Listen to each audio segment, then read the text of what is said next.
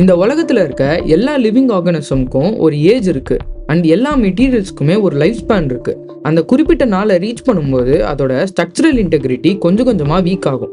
சிம்பிளா சொல்லணும்னா அதோட உறுதித்தன்மையை இழந்துரும். அப்புறமா அந்த பொருள் டோட்டலா அழிஞ்சிரும். இந்த கேட்டகரியில நம்ம உலகத்துல இருக்க எல்லா பொருளுக்குமே லைஃப் ஸ்பேன் இருக்கு, ஒரு சில நாட்கள்லேருந்து பல வருஷங்கள் வரைக்கும்.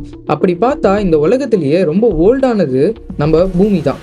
இந்த வீடியோவில் பிளானட் ஏர்த்தில் டிஃப்ரெண்ட் டைம்லைன்ஸில் நடந்த இன்ட்ரெஸ்டிங்கான ஸ்டோரிஸை பற்றியும் பூமியில் இருக்க பியூட்டிஃபுல்லான நேச்சர் உருவானதை பற்றியும் பார்க்க போகிறோம். கிட்டத்தட்ட 4.5 பில்லியன் இயர்ஸ் ஆச்சு நம்ம பிளானட் கிரியேட் ஆகி. இந்த லாங் டைம் பீரியடில் நிறைய இம்பார்ட்டண்ட்டான சேஞ்சஸ் நடந்திருக்கும். இதை நம்ம பிளானட்டோட அப்கிரேட்னு கூட சொல்லலாம். இதில் ஃபர்ஸ்ட் இம்பார்ட்டன்ட் திங்னு பார்த்தா ஃபார்மேஷன் ஆஃப் த பிளானட் தான். நம்மள நிறைய பேர் இதை பற்றி கேள்விப்பட்டிருப்போம், இருந்தாலும் அதை பற்றி லைட்டாக பார்ப்போம். ஸ்பேஸில் நிறைய dust particles, ice, gravitational force, kinetic energy, அப்புறம் நிறைய எலமெண்ட்ஸ், இதெல்லாமே ஒன்னோட ஒன்று கொலைட் ஆகும். இந்த மாதிரி நிறைய ஃபினாமினன்ஸ் ஒன்றா சேர்ந்து தான் ஏர்த்ன்ற ஒரு பிளானட்டை கிரியேட் பண்ணுச்சு. பூமி உருவான ஸ்டார்டிங் பீரியடில் இதோட டெம்பரேச்சர் கிட்டத்தட்ட 6000 டிகிரி செல்சியஸில் இருந்தது. கொஞ்சம் கொஞ்சமாக இந்த டெம்பரேச்சர் குறைய ஆரம்பிச்சது. அப்போ தான் டிஃப்ரெண்ட் லேயர்ஸ் கிரியேட் ஆச்சு. அதில் ஒன்று தான் இன்னர் கோர். நம்ம பிளானட் எப்போ கூல்டவுன் ஆக ஆரம்பிச்சதோ அப்போ இந்த பிளானட் கிரியேட் ஆகும்போது இருந்த எல்லா எலமெண்ட்ஸுமே அதோட டென்சிட்டிக்கு ஏற்ற மாதிரி டிஃப்ரெண்ட் லேயர்ஸில் போய் செட்டில் ஆச்சு. அப்படி தான் அதிகமான டென்சிட்டி இருக்க எலமெண்ட்ஸ் எல்லாம் இன்னர் கோரில் செட்டில் ஆச்சு. அண்ட் நம்ம பிளானட்லேயே ஒரு ஹாட்டஸ்ட் பிளேஸ்னு கேட்டால் அது இன்னர் கோர் தான். இதோட டெம்பரேச்சர் 5200 டிகிரி செல்சியஸ். இது சன்னோட சர்ஃபேஸ் டெம்பரேச்சரை விட அதிகம். அடுத்து அவுட்டர் கோர். இதுவும் இன்னர் கோர் மாதிரி தான். அவுட்டர் கோரில் எலமெண்ட்ஸ் லிக்விட் ஸ்டேட்டில் இருக்கும், ஏன்னா இங்கே கம்மியான ப்ரெஷர் இருக்குது. பட் இதோட டெம்பரேச்சர் 4000 டிகிரி செல்சியஸ். என்னதான் இன்னர் கோரில் அதிகமான டெம்பரேச்சர் இருந்தாலும் இங்கே இருக்க எலமெண்ட்ஸ் லைக் அயன், நிக்கல்லாம் சாலிடாக தான் இருக்கும், பிகாஸ் அங்கே அதிகமான ப்ரெஷர் இருக்குது. எஸ், ஒரு பொருளோட மெல்டிங் பாயிண்ட்டை அதை சுற்றி இருக்க ப்ரெஷரால் டிட்டர்மைன் பண்ண முடியும். அயனோட melting point 1500 degree Celsius. But inner கோரில் அயன் சாலிடாக தான் இருக்கும். ஈவன் இன்னர் கோரோட டெம்பரேச்சர் 5200 டிகிரி செல்சியஸாக இருந்தாலும், ஏன்னா அந்த இடத்துல அட்மாஸ்பியரிக் ப்ரெஷரை விட 3.6 மில்லியன் டைம்ஸ் ப்ரெஷர் அதிகமாக இருக்கும். ப்ரெஷர் எப்படி ஒரு எலமெண்ட்டோட மெல்டிங் பாயிண்ட்டை அதிகமாக்குதுன்றத பார்க்கறதுக்கு முன்னாடி ஒரு எலமெண்ட் எப்படி கேஸ், சாலிட் அண்ட் லிக்விடாக சேஞ்ச் ஆகுதுன்றத பார்ப்போம். ஒரு எலமெண்ட் எந்த ஸ்டேட்டில் இருக்கணுன்றத அதை சுற்றி இருக்க என்விரான்மெண்ட் அண்ட் எக்ஸ்டர்னல் ஃபேக்டர்ஸ் தான் டிசைட் பண்ணுது. நம்ம அயனையே எடுத்துப்போம்.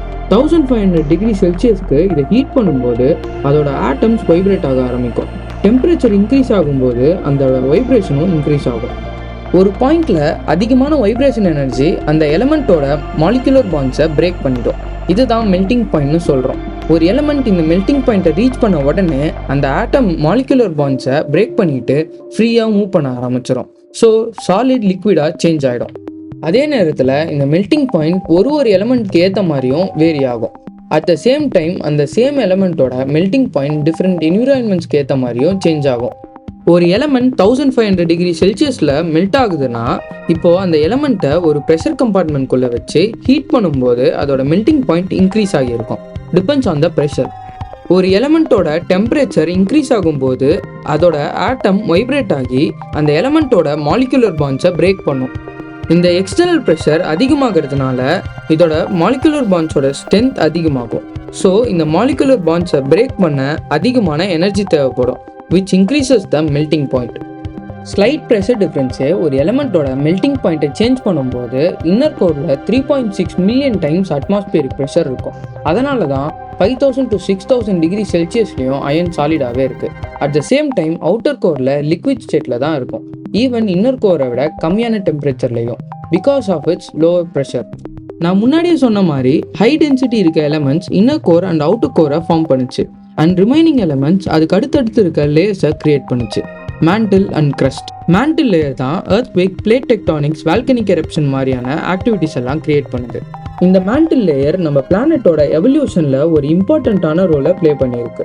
இன்னும் டீட்டெயிலாக சொல்லணும்னா மேண்டில் லேயரால் கிளைமேட்டை கண்ட்ரோல் பண்ண முடியும் அண்ட் பூமியோட வெப்பத்தை குறைக்க ஹெல்ப் பண்ணியிருக்கு. எஸ், வால்கனிக் எரப்ஷன் நடக்கும்போது அந்த இடத்துல இருக்க ஹீட் எல்லாம் வெளியாகுதுன்னு அர்த்தம். எல்லா வால்கனோஸும் ஒரு பிளானட்டோட ஹீட் வென்ட்ஸ் தான். அண்ட் வால்கனிக் எரப்ஷன் நடக்கும்போது நிறைய different gases like carbon dioxide, water vapour, sulphur டை ஆக்சைட்லாம் ரிலீஸ் ஆகும். அதெல்லாம் சேர்ந்து தான் அட்மாஸ்பியரை கிரியேட் பண்ணியிருக்கு. இந்த டைமில் ரிலீஸ் ஆன சல்ஃபர் டை ஆக்சைடு சன்லைட்டை டெம்பரவரியாக பிளாக் பண்ணி ஃபாஸ்ட்டாக பூமியை கூல்டவுன் பண்ணுச்சு.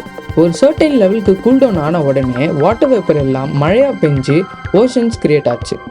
மோஸ்ட் ஆஃப் த பார்ட்டை ஓஷன்ஸ் கவர் அப் பண்ணி பிளானட்டை டோட்டலாக கூல்டவுன் பண்ணுச்சு அண்ட் க்ரஸ்ட்ன்ற ஒரு லேயரும் கிரியேட் ஆச்சு. இந்த ஓஷன்ஸ் கிரியேட் ஆகி பிளானட் கூல்டவுன் ஆன உடனே எந்த லிவிங் ஆர்கனிசம்ஸும் கிரியேட் ஆகலை. ஏன்னா அப்போ இருந்த பிளானட்டில் ஆக்சிஜனே இல்லை. அண்ட் அப்போ இருந்த அட்மாஸ்பியரில் carbon dioxide, methane, ammonia, hydrogen sulphide மாதிரியான எலிமெண்ட்ஸ் தான் இருந்தது. இது ஒரு டாக்ஸிக்கான என்விரான்மெண்ட்டை கிரியேட் பண்ணுச்சு. பட் இந்த கண்டிஷன்லையும் ஃபர்ஸ்ட் லிவிங் ஆர்கனிசம் கிரியேட் ஆச்சு, prokaryotic microbes, single cellular living organism. இது ஓஷனில் தான் கிரியேட் ஆச்சு. தென் ஸ்லோவாக ஒரு சில சிங்கிள் செல்லுலர் ஆர்கனிசம்ஸ் கிரியேட் ஆச்சு. அதில் ஒன்று தான் சைனோபாக்டீரியா. இந்த சைனோபாக்டீரியா இந்த பிளானட்டில் ஆக்சிஜனை கிரியேட் பண்ணுச்சு. சைனோபாக்டீரியா சன்லைட்டை வச்சு அதோட ஃபுட்டை கிரியேட் பண்ணும். பை ப்ராடக்டாக ஆக்சிஜனை ரிலீஸ் பண்ணுச்சு. எப்போ இந்த பிளானட்டில் ஆக்சிஜன் கிரியேட் ஆச்சோ அப்போலேருந்து ஆக்சிஜன் யூஸ் பண்ணி வாழக்கூடிய ஆர்கானிசம்ஸ் சர்வை ஆகி எவால்வ் ஆச்சு. ஆக்சிஜன் அட்மாஸ்பியரில் ஓசோன் லேயரை கிரியேட் பண்ணுச்சு. அதனால யூவி ரேஸ் அண்ட் மற்ற ஹார்ம்ஃபுல் ரேடியேஷன்ல இருந்து லிவிங் ஆர்கனிசமை ப்ரொடெக்ட் பண்ணுச்சு. இந்த ஆக்சிஜனோட ப்ரெசன்ஸ் காம்ப்ளெக்ஸ் லிவிங் ஆர்கனிசம்ஸையும் கிரியேட் பண்ணுச்சு. சிமிலராக ஆக்சிஜனை யூஸ் பண்ணுற ஆர்கானிசம்ஸ் மட்டும்தான் இந்த டைமில் சர்வே ஆச்சு. ஆக்சிஜன் லெவல் இன்க்ரீஸ் ஆனதுனால ஒரு காம்ப்ளெக்ஸ் செல்ஸ் கிரியேட் ஆச்சு, விச் ஆஸ் மைட்டோகாண்ட்ரியா. ஒரு செல்லில் மைட்டோகாண்ட்ரியா இருந்தால் அதால் ஆக்சிஜனை எனர்ஜியாக யூஸ் பண்ண முடியும். So different complex organisms create ஆக ஆரம்பிச்சது.